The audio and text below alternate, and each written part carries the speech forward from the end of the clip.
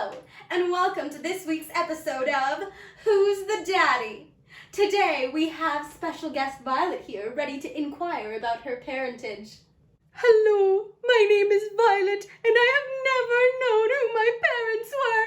But today I get a chance to find my daddy. Oh, I'm so excited! And now to meet our contestants.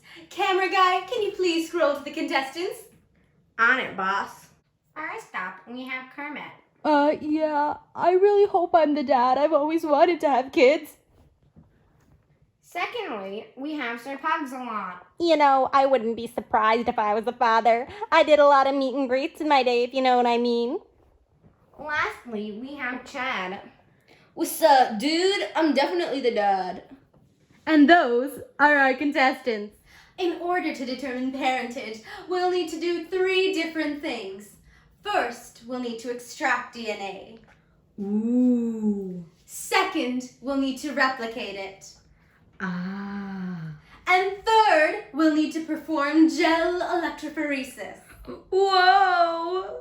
The first step of the process is extracting DNA, and we'll need a sample. In this case, a fuzz sample will do. Beep, Beep, beep, beep, beep. The first step in the process is breaking open the cells so they release DNA. You can also use non-mechanical methods, such as adding detergent. You'll also need to add salt, which neutralizes the charge of the DNA, making it less hydrophilic and less soluble in water. Next up, you'll have to separate the DNA from any proteins or other cellular debris. How do I do that? Well, you can use a protease, which is a protein enzyme that breaks down proteins, and you can also filter it. Great job! Next, you'll need to use an ice-cold alcohol to precipitate the DNA. Here we are, a good old isopropyl alcohol, 99%.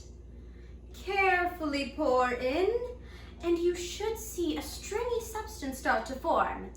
That, my friends, is DNA. The final step of the process is purifying the DNA and removing those extra proteins and salt. And you can do that by washing the DNA in a washing buffer, which usually contains alcohol, and then storing it in a storing buffer. Next, we'll replicate the DNA until we have enough DNA to conduct our next experiment, which is gel electrophoresis. And as per our very mean viewer comments, we will not be showing the steps of DNA replication for a 45th time.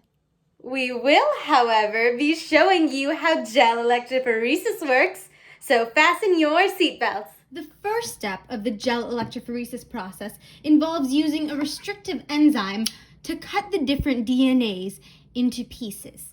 And if you use the same enzyme, it'll cut all the DNA in the same spot. But because these are 4 different types of DNA, they'll be cut in different places, and you'll have different sized DNAs. And these different sized DNA strands will cause a difference when we conduct gel electrophoresis, which you'll see a little later. The next step involves using a gel electrophoresis board, which has a negative charge on one side and a positive charge on the other side. Since DNA is negatively charged, it goes in these wells on the negative side. Then it moves through the gel, which is agarose, to the positive side.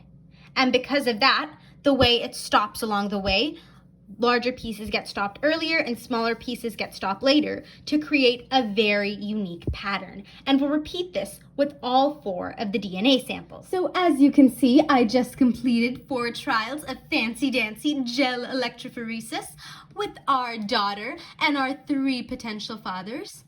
But wait, what's this? There are no matches for any of the pieces of DNA on the gel electrophoresis sheet. You know, I didn't expect a full match because it's a clone. It's not a clone, it's a child. But this is no match at all. None of these are the father. Dun, dun, dun! Huh, I really thought I was the dad. Me too, Chad. Me too. But wait, what's this? A last-minute DNA sample from a potential father. Let's see if this curious person is the dad. So I added in one final line of gel electrophoresis for our final DNA sample, and what do you know? It's a very close match. Not completely matched, but close enough to be a father. I think we have a father on our hands. Huh. It says here that this sample is from the cameraman.